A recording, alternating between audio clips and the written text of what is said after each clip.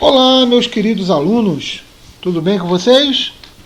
Como é que está a quarentena aí? Tudo tranquilo?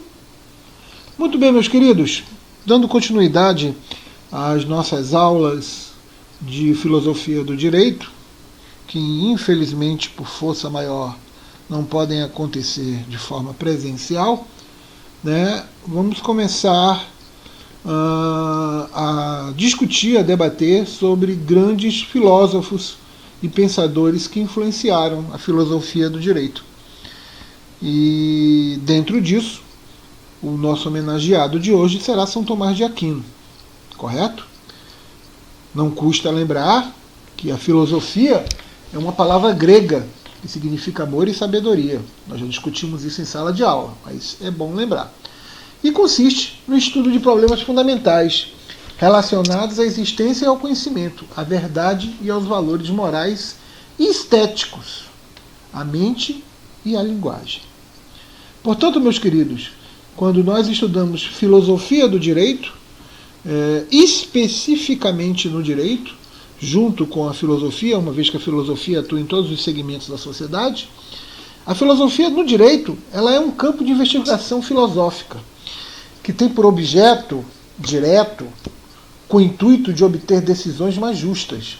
A filosofia do direito, por meio de reflexões, questionamentos, ela sempre busca a verdade real e processual, visando aplicá-las no mundo jurídico, procurando cada vez mais, a perfeição da aplicação da justiça através do direito, trazendo então assim qualidade de vida e uma melhor relação entre a sociedade. Bom, voltando ao nosso homenageado de hoje, que é Tomás de Aquino, não podemos deixar de lembrar que ele vem de uma corrente naturalista, do justnaturalismo. A época é a Idade Média, uma época extremamente marcada pela influência da Igreja Católica, da monarquia, através de um sistema político absolutista, um sistema econômico feudalismo, um sistema de obrigações, onde nós tínhamos um feudo, que nada mais era do que uma grande área, e lá trabalhavam os vassalos sob a coordenação dos senhores feudais. Estes tinham a obrigação de repassar a riqueza da produtividade daquele feudo, tanto para a monarquia como para a igreja. A igreja funcionava como um ser supremo, como um bálsamo. Ela tinha um poder de influenciar, tinha o poder de determinar o que seria certo, o que seria errado, até porque a educação, a cultura na época, era um privilégio da igreja. São Tomás de Aquino, meu querido, ele foi um padre católico, discípulo de grandes escolásticos, entre eles Alberto Magno. Ele auxiliou a reintrodução da filosofia aristotélica. Porque ele interessante essa parte, porque que ele auxiliou a reintrodução dessa filosofia. A Igreja Católica não via Aristóteles com bons olhos, achava que Aristóteles, que vem lá da civilização grega antes de Cristo, filósofo fantástico, com ideias que são contemporâneas até hoje, Aristóteles foi um importante filósofo para a Grécia, para o Ocidente em geral, visto que a importância dada por ele ao conhecimento empírico e as suas classificações sistemáticas do conhecimento muito influenciaram a filosofia escolástica que Tomás de Aquino vai defender. A ciência moderna, que surgiram a partir do século XVI, e até hoje Aristóteles traz influências e participações fundamentais em nossas vidas. Mas voltando a Tomás de Aquino, como nós começamos a defini-lo, ele é um teólogo cristão, correto? Ele era um defensor ferrenho da escolástica. O que é a escolástica que a gente tanto fala? Ela é um método crítico, dominante, no ensino nas universidades medievais. Essas universidades medievais da época eram privilégios de poucos, as universidades medievais europeias. Poucos tinham acesso a elas. E geralmente quem era ligado à Igreja Católica. Essas universidades medievais europeias, do período do século aproximadamente IX ao século XVI, né, que surgiu a necessidade de responder às exigências da fé, de aprendizagem, do que um método de teologia. Começa a se discutir determinados posicionamentos oriundos do naturalismo, que dá origem ao justnaturalismo. A educação escolástica ela tinha como objetivo principal acabar com as dúvidas e controvérsias sobre a existência de Deus. Os dogmas da igreja, né, através da argumentação que unia a crença cristã. E a lógica de Aristóteles era a razão, por isso que a igreja católica não via com bons olhos os pensamentos de Aristóteles. Mas São Tomás de Aquino ele conseguia trazer essa influência de Aristóteles para tentar explicar a existência de Deus, a influência divina dentro do justnaturalismo, dando uma lógica, dando uma razão que Aristóteles lá atrás utilizava como sendo fundamental para a explicação, sendo fundamental para definir algo. Como era difícil, imagina você, uma Europa da Idade Média cheia de miséria, cheia de mortes, de fome, e você explicar que aquilo tudo era vontade divina. São Tomás de Aquino, através da escolástica, ele tentava dar razão, trazer uma lógica para aquela explicação divina. E Aquino é o maior representante da escolástica, né? Pensamento desenvolvido em um momento de expansão do grande domínio católico da Europa. E foi através disso, usando a lógica e a razão de Aristóteles dentro da escolástica para explicar algo divino, que a Igreja Católica começou a aceitar o pensamento de São Tomás de Aquino. Correto, queridos? Pois bem, havia lá no século XIII uma iminente necessidade de formação de novos líderes religiosos. Porque esses líderes religiosos, eles passavam a mensagem, tornavam a Igreja Católica mais forte. Eles levavam, por ter o domínio, por ter a cultura, eles levavam a lógica, a explicação desse domínio divino. Então eles precisavam ser formados, eles precisavam ser preparados. E a formação de novos sacerdotes para a Idade Média, nas universidades mais antigas do mundo, datavam dessa época, século XIII. Tomás de Aquino formou-se e lecionou em uma universidade cristã desse período. As suas principais influências são, de um lado, Platão e Santo Agostinho, né, que pode ser considerado um neoplatônico, e, de outro lado, Alberto Magno e Aristóteles, que representavam o pensamento filosófico grego dominante durante a escolástica. Entre aproximadamente 1259 e 1274, Aquino lecionou em vários monastérios franceses e italianos, concomitantemente com a sua atividade docente. Desenvolveu notáveis pesquisas filosóficas que resultou em escritas em muitos livros que se destacaram na época. Entre eles nós temos a Súmula contra os Gentios, O Ente e a Essência, que é um livro que explica grande parte da interpretação de Aristóteles, procurando dar uma razão ao divino, que São Tomás de Aquino defendia, a existência de Deus, dando uma lógica para a sua existência, e a Suma Teológica. Talvez essa sua obra seja a sua obra magna, mas não foi concluída. Mas representa uma brilhante parte da teologia cristã escolástica. Aquino também foi um dos responsáveis pela reintrodução da filosofia aristotélica, como eu já falei para vocês, porque Aristóteles ele defendia a escolástica de uma visão através da razão. E Aquino ele utilizou a razão de Aristóteles para explicar a existência de Deus. Como a igreja não via com bons olhos Aristóteles, em Tomás de Aquino, Aristóteles teve esse retorno a ser discutido dentro dos centros acadêmicos da época da Idade Média.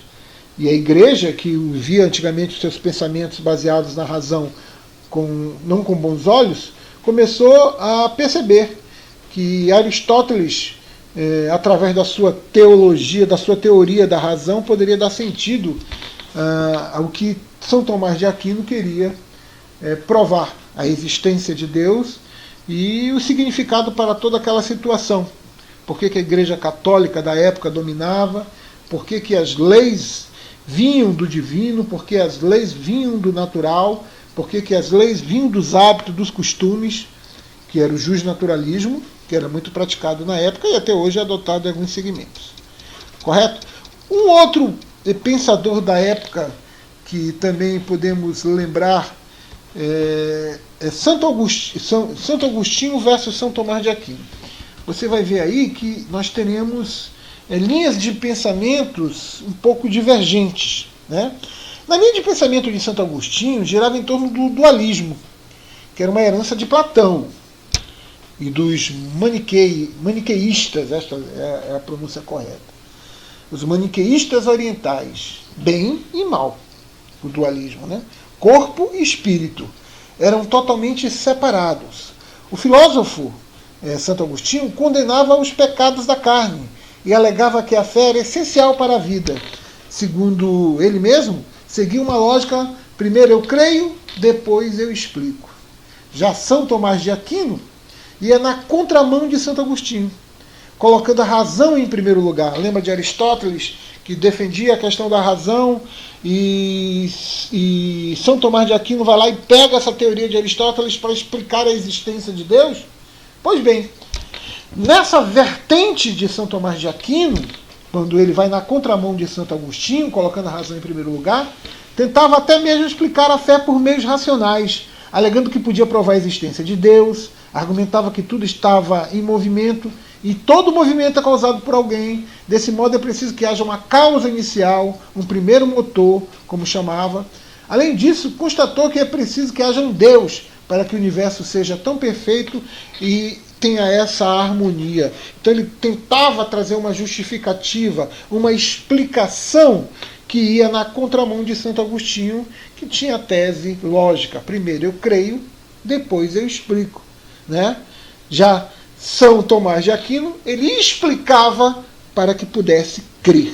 Ele trazia ao descrente uma explicação lógica baseada em Aristóteles, uma explicação lógica baseada na razão, para justificar a existência de Deus e o funcionamento do universo. Então, através dessa explicação, ele conseguia adeptos, ele conseguia fazer com que a população da época tivesse a fé. E diferente de Santo Agostinho, que a sua lógica era: primeiro ele tinha que crer, para depois ele explicar. Santo Agostinho acreditava que a crença vinha primeiro e depois poderia surgir a explicação. São Tomás de Aquino, primeiro a razão para conquistar a crença. Correto, queridos? Né? E dentro disso, vocês vão ver, essas aqui são as súmulas teológicas que nós falamos das obras de São Tomás de Aquino, todas elas procurando justificar lógica e razão para a explicação divina, para o justnaturalismo, para a influência do natural, da natureza, nas leis, na justiça, a influência divina, a influência de Deus. Tudo isso, dentro desses seus livros, ele trazia essa lógica, dando explicações lógicas, racionais dentro da sua visão, para tentar justificar a fé e a crença em Deus e automaticamente na força da Igreja Católica. Aí você vê as categorias de leis, né? A lei eterna. A eterna. É a lei humana, a lei natural, a lei divina. Diversos tipos de leis são definidas por São Tomás de Aquino. Acima de todas está a lei eterna, que representa a vontade de Deus. Trata-se da participação da lei eterna pelo homem, dotado de inteligência, né? Isso seria como se fosse equivalente à nossa Constituição, como se fosse equivalente, numa escala de leis, à lei principal. Nada poderia bater de frente contra ela, nada poderia ser superior a esta lei, correto? Aí na categoria de leis, a lei eterna se dividia em leis naturais e leis divinas, que vocês vão pegar essas explicações agora, correto? Já que a lei eterna representava a vontade de Deus, abaixo dela estão as leis naturais, que refletem a revelação da lei eterna, através da natureza, e a lei divina, que chega aos homens pela revelação através das escrituras sagradas. A lei divina era positivada, né?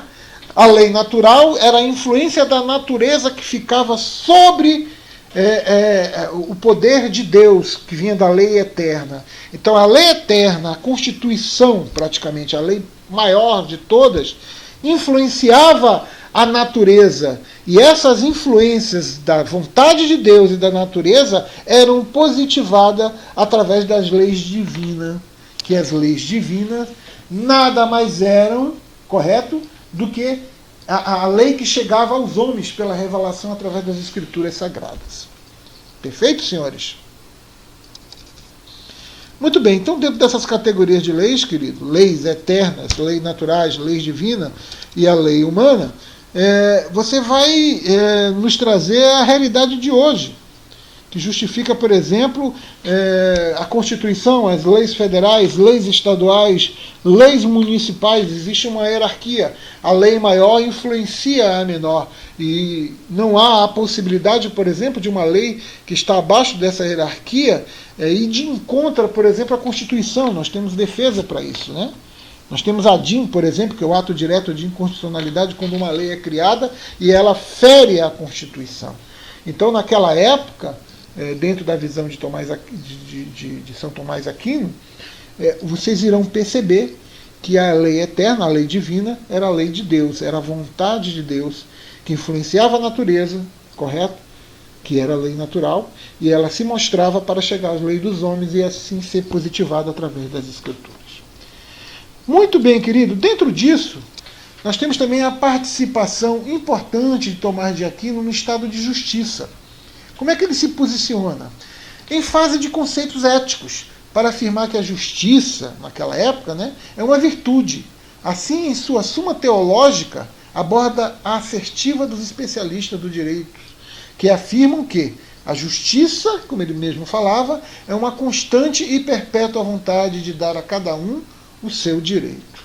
Então, essa as nossas considerações sobre esse grande pensador filosófico dentro do justnaturalismo e do direito natural da Idade Média, Tomás de Aquino, e seus posicionamentos. É claro que temos bastante material ainda para discutir sobre este nosso pensador filosófico. Mas assim eu tentei dar para vocês um conceito mais rápido. Eu estou disponibilizando para vocês uma apostila da história da filosofia no AVA e o exercício também, que é o nosso 7º exercício. E assim a gente possa dar continuidade a essas nossas aulas, que estão sendo interrompidas devido ao contexto que estamos vivendo, né? E estamos fazendo ela de forma virtual. Mas dúvidas sobre o que nós levantamos aqui, posicionamentos, vocês sabem como operar o AVA, coloquem lá nos questionamentos e terão as suas respostas.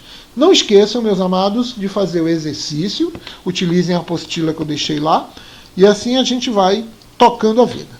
Um grande abraço a todos, né?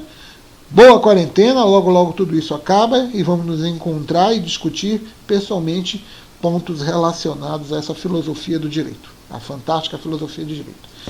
Boa tarde, um grande abraço a todos e até a próxima.